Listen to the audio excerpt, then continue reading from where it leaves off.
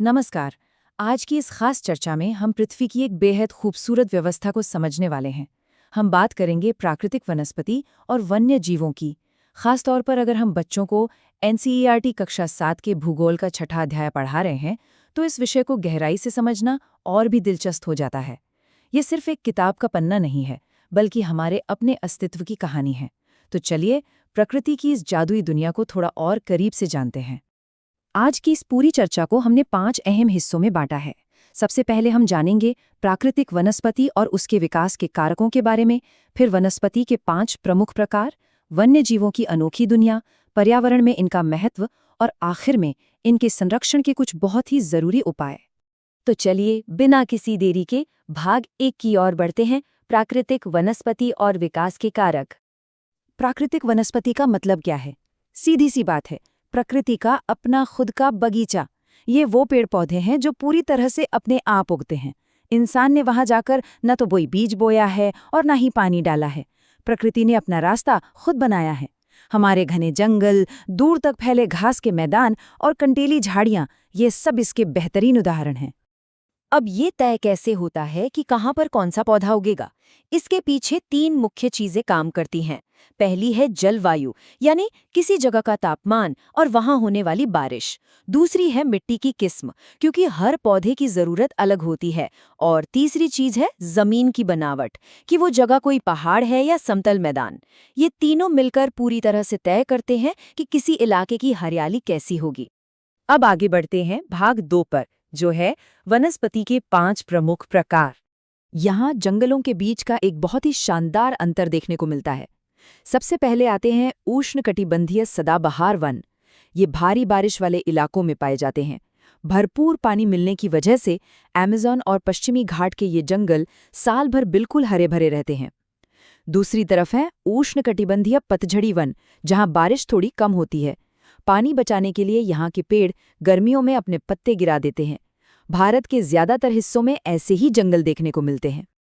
प्रकृति के पास मुश्किल हालातों से निपटने का भी गजब का तरीका है। उदाहरण के लिए राजस्थान के कांटेदार वन।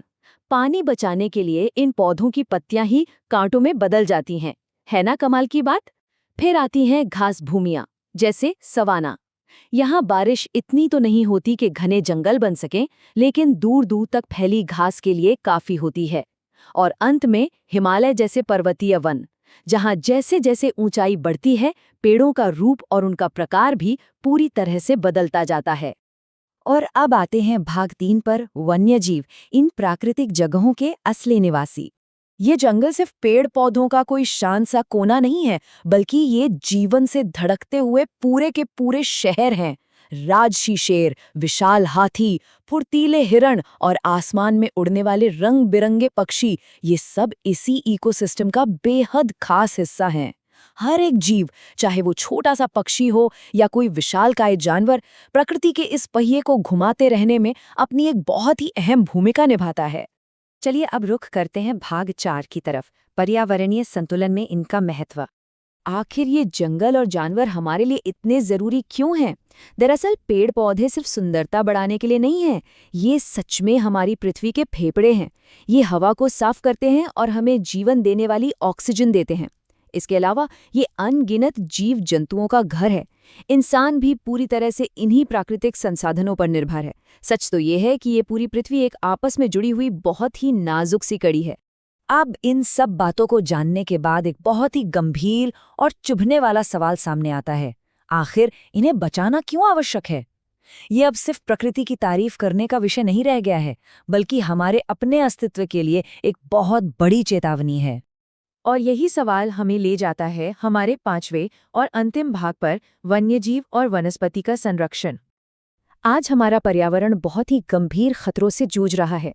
वनों की जिस तरह से अंधाधुंध कटाई हो रही है, उससे जानवर बेघर हो रहे हैं और धरती का पूरा संतुलन बिगड़ गया है। अवैध शिकार की वजह से न जाने कितनी ही प्रजातियां हमेशा के लिए विलुप्त होने की कगार पर पहुंच गई हैं। रही सही कसर कारखानों और शहरों के प्रदूषण ने पूरी कर दी है। हवा, पानी और मिट्टी, सब कुछ जहरीला होता जा रहा है।